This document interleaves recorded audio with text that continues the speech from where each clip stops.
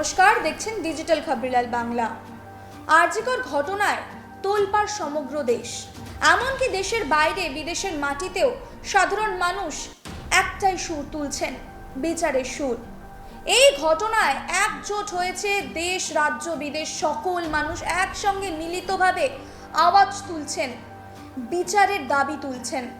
এই আন্দোলনে সামিল হচ্ছেন যে শুধুমাত্র চিকিৎসকরা, তা কিন্তু নয়।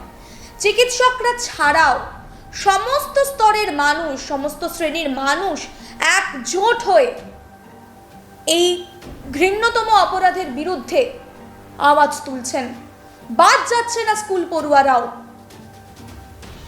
দোষীদের গ্রেফতার এবং তাদের চরমতম শাস্তির জন্য লাগাতার মিটিং মিছিলে রাজপথ ভরে রয়েছে।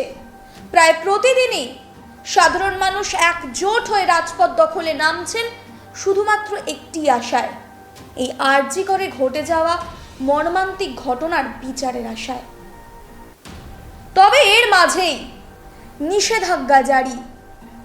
পশ্চিম মেদিনীপুর জেলার শিক্ষা দপ্তর বিদ্যালয়ের যে পরিদর্শক, তিনি একটি নিষেধাজ্ঞা জারি করেছেন। তিনি জানাচ্ছেন, সেই নিষেধাজ্ঞায় লেখা রয়েছে, স্কুল পড়ুয়ারা স্কুলের ক্যাম্পাসের বাইরে স্কুলের কোনো রকম কর্মসূচি ছাড়া আর কোনো কর্মসূচিতে যোগদান করতে পারবেন না, এমনটাই নির্দেশিকা জারি হয়েছে। এবং তারপরেই পড়ে গিয়েছে শোরগোল। ইতিমধ্যেই আপনারা জানেন যে জেলার বিভিন্ন স্কুল এই ঘটনার প্রতিবাদে সামিল হয়েছিল এবং স্কুল থেকেই তারা একটি র্যালি বের করেছিল এবং যে ছবি সোশ্যাল মিডিয়ায় রীতিমতো ভাইরাল হয়ে গিয়েছে। অনেকের প্রশংসাও কুড়িয়েছে এবং অনেকে এটিকে বিতর্কেও জড়িয়েছে।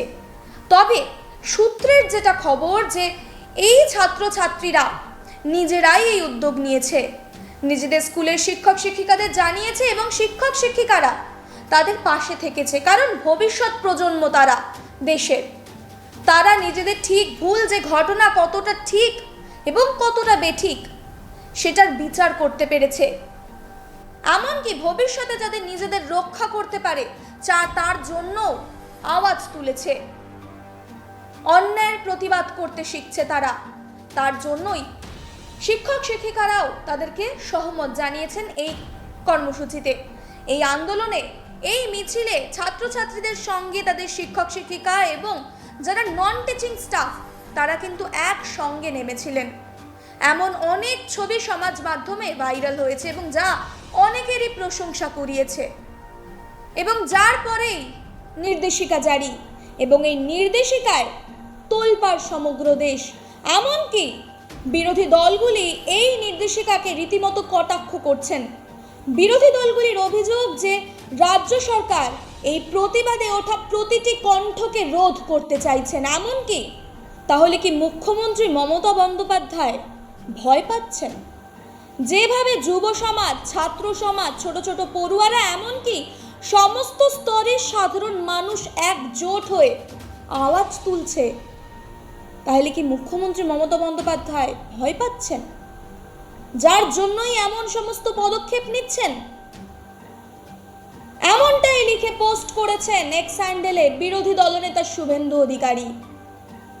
ইতিমধ্যেই আপনারা জেনে থাকবেন যে ছাত্র সমাজ আগামী 27 তারিখ নবান্ন চলো একটি অভিযানের ডাক দিয়েছে, যে কর্মসূচিতে বিভিন্ন স্তরের ছাত্র সমাজ একজোট হয়ে নবান্ন অভিযান করবে। সেই নিয়েও কিন্তু বিতর্ক রয়েছে। তবে দেখার বিষয় এখন একটাই, ভবিষ্যতে কি হতে চলেছে। কারণ লক্ষ্য তো একটাই, দোষীদের গ্রেফতার এবং তাদের সর্বোচ্চ শাস্তি। নজর থাকবে আমাদের, আপনার নজর থাকুক ডিজিটাল খবরিলালের পর্দায়। খবর আপনাদের, নজর আমাদের।